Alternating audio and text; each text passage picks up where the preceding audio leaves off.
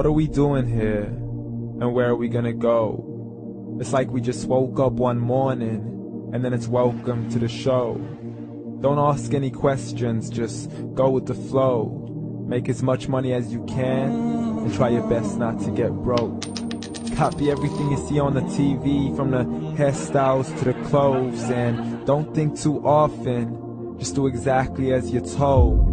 And if you ever get confused, then just turn towards the alcohol. You'll still hear your thoughts, then just turn up the radio as you learn to live a lifestyle of drugs, sex, and rock and roll. But in all honesty, I just need to know, is there more to the cycle than growing and getting old? Living and dying just to leave behind a happy home and a whole lot of property that somebody else is going to own. I just really need to know before the casket's closed, 'cause I'm not willing to gamble with my soul, nor am I ready to take any chances. These are just simple life questions, and I'm just searching for some answers. Like, what are we doing here?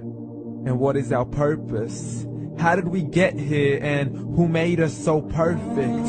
And what happens once we go, or is this world all really worth it? Questions we don't answer because apparently we don't really have to. There's no purpose to this life and our existence is merely natural. Then in that case, please let me ask you, did you create yourself, or was it somebody else who had fashioned you? 'Cause you're a being that's impeccable, faultless and unparalleled. You're a product of supreme intelligence, and I'm merely being rational.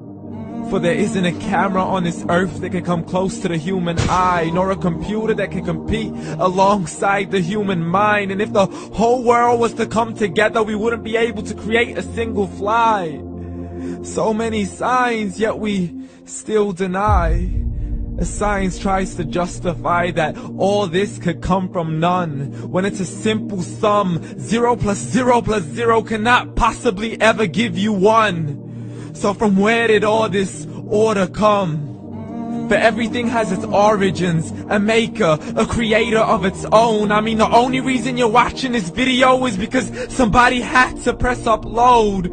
So we can believe in the Big Bang, but I'd rather believe in He who caused it to explode. Allah, the creator of everything, along with every single soul. The ever-living, the master, the only one who is in control. Unlike his creation, beyond our imagination. And no, he's not a man, nor does he have any partners in association. He's on his own. And no, he did not ever leave us alone. Just like every manufacturer, he left us with an instruction manual. The Quran and Islam, and I'm sorry to jump to conclusions, but it's the only one possible. The only definition of God is the one and only supreme being. It's logical, a book with 0 contradictions, with miracles that are both scientific and historical, all revealed over 1400 years ago. Like the detailed description of the human embryo. The descriptions of the human embryo in the Quran cannot be based on scientific knowledge in the 7th century. To the mountains as pegs holding firm the earth below, and the 2 seas that don't mix in a complete separate flow. To the planets in orbit, alternating night and day as they stay in flow. The expansion of the universe and the creation of everything from H2O.